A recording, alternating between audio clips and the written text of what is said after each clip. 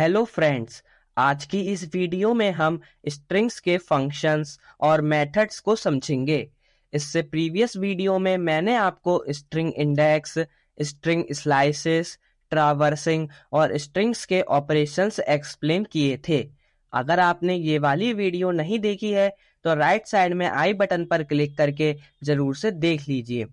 तो चलिए अब हम स्टार्ट करते हैं।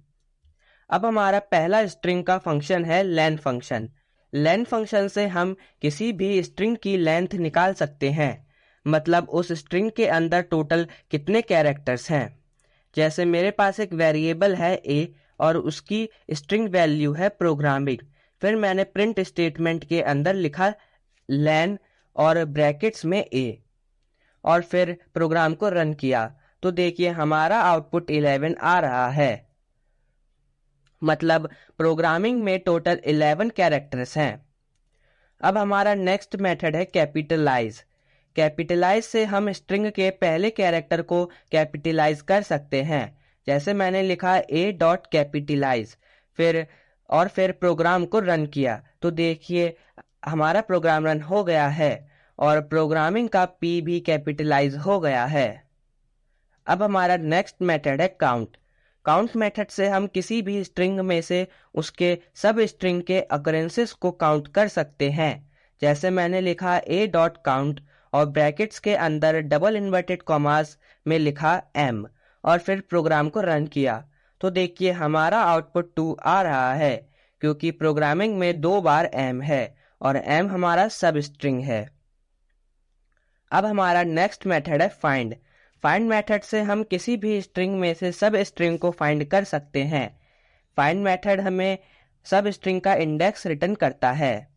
जैसे मैंने लिखा a डॉट फाइंड, ब्रैकेट के अंदर डबल इन्वर्टेड कॉमास में लिखा r और फिर प्रोग्राम को रन किया तो देखिए हमारा आउटपुट 1 आ रहा है।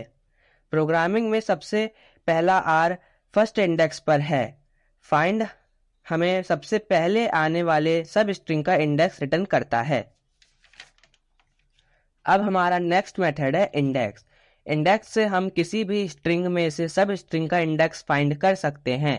जैसे मैंने लिखा a डॉट इंडेक्स, ब्रैकेट में डबल इन्वर्टेड कॉमास में g और फिर प्रोग्राम को रन किया तो देखिए हमारा आउटपुट 3 आ रहा है, क्योंकि हमारा प्रोग्रामिंग में सबसे पहला g थर्ड इंडेक्स पर है। फाइंड और इंडेक्स लगभग सेम ही होते हैं, बस इंडेक्स मेथड में सब स्ट्रिंग नहीं मिलती है तो वो वैल्यू एरर रिटर्न करता है और फाइंड में -1। जैसे मैंने g को रिप्लेस करके लिखा u और फिर प्रोग्राम को रन किया तो देखिए पाइथन हमें वैल्यू एरर दे रहा है, सब स्ट्रिंग नॉट फाउंड। अब हमारा नेक्स्ट मेथड है isElnum। ये मेथड हमें ट्रू या फॉल्स रिटर्न करता है अगर हमारे स्ट्रिंग में अल्फा न्यूमेरिक कैरेक्टर्स हैं, मतलब अल्फाबेट्स भी हों और नंबर्स भी हों। जैसे मैंने लिखा a डॉट isElnum और प्रोग्राम को रन किया तो देखिए हमारा आउटपुट ट्रू आ रहा है। अगर मैं प्रोग्रामिंग में 1 2 3 और लिख देता हूं तब भी हमारा आउटपुट ट्रू आ रहा है, क्योंकि इसमें अल्फाबेट्स भी हैं और नंबर भी। अब हमारा नेक्स्ट मेथड है isAlpha। ये हमें ट्रू या फॉल्स रिटर्न करता है अगर हमारी स्ट्रिंग्स में सिर्फ अल्फाबेट्स ही हैं। तो जैसे मैंने लिखा a डॉट isAlpha और प्रोग्राम को रन किया तो देखिए हमारा आउटपुट फॉल्स आ रहा है, क्योंकि प्रोग्रामिंग में 1 2 3 मतलब नंबर्स भी हैं।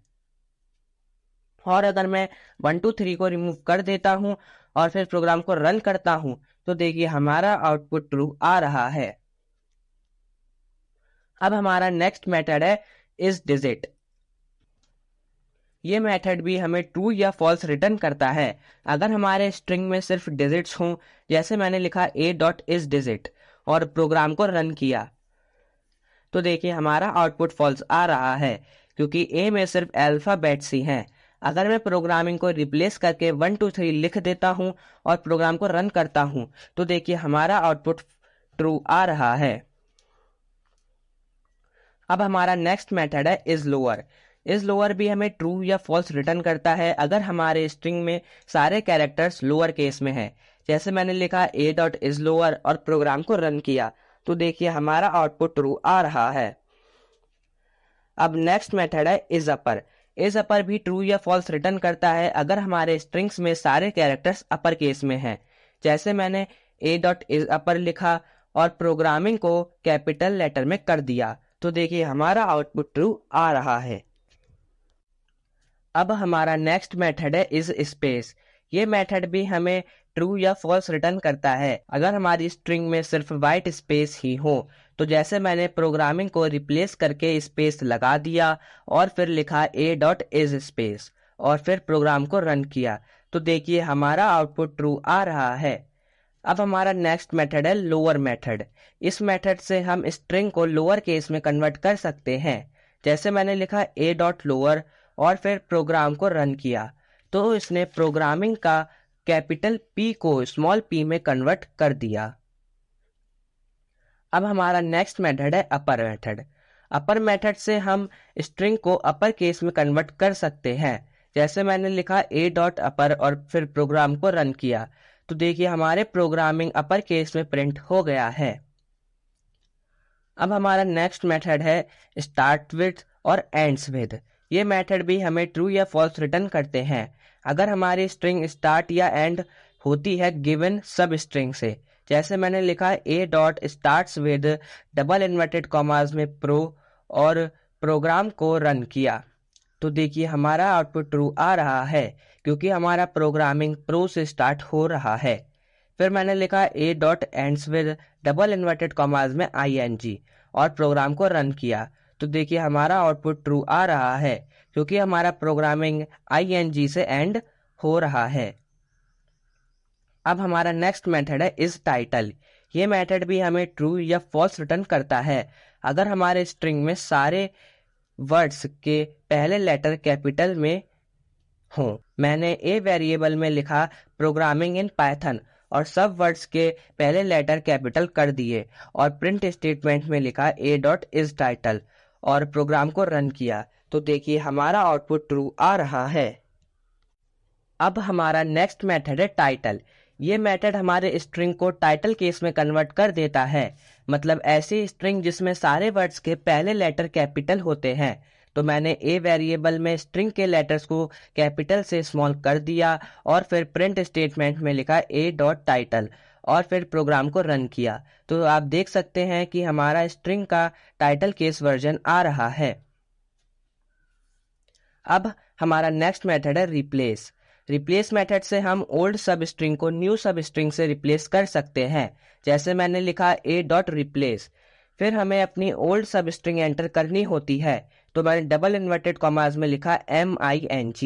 फिर कॉमा के बाद हमें अपनी न्यू सब स्ट्रिंग एंटर करनी होती है, तो डबल इन्वर्टेड कॉमास में लिखा S और फिर प्रोग्राम को रन किया, तो देखिए प्रोग्रामिंग इन पाइथन रिप्लेस हो गया है प्रोग्राम्स इन पाइथन से। अब हमारा नेक्स्ट मेथड है जॉइन। जॉइन मेथड से हम अपनी स्ट्रिंग के ईच लेटर के बीच में सब स्ट्रिंग को जॉइन कर सकते हैं। जैसे मैंने प्रिंट स्टेटमेंट में लिखा डबल इन्वर्टेड कॉमास में हैशटैग डॉट जॉइन ए और फिर प्रोग्राम को रन किया, तो देखिए हमारे आउटपुट में प्रोग्रामिंग के बीच में हैशटैग लगकर आ गया है। अब हमारा नेक्स्ट मेथड है स्प्लिट। स्प्लिट मेथड हमारी स्ट्रिंग को गिवन सब स्ट्रिंग के बेसिस पर स्प्लिट कर देता है। तो जैसे मैंने लिखा ए dot split double inverted commas में ए और फिर प्रोग्राम को रन किया, तो देखिए स्प्लिट ने हमारे प्रोग्रामिंग को ए के बेसिस पर 2 में स्प्लिट कर दिया है। अब हमारा नेक्स्ट मेथड है पार्टीशन। पार्टीशन मेथड हमारे स्ट्रिंग को गिवन सब स्ट्रिंग के बेसिस पर पार्टीशन कर देता है। तो मैंने लिखा ए dot partition double inverted commas में ए और फिर प्रोग्राम को रन किया, तो देखिए पार्टीशन में ए के बेसिस पर प्रोग्रामिंग को स्प्लिट कर दिया है। अब मैं आपको स्प्लिट और पार्टीशन में डिफरेंस बता देता हूँ।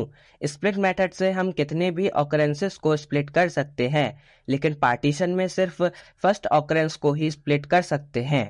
स्प्लिट से हमें लिस्ट मिलती है और पार्टीशन में टपल।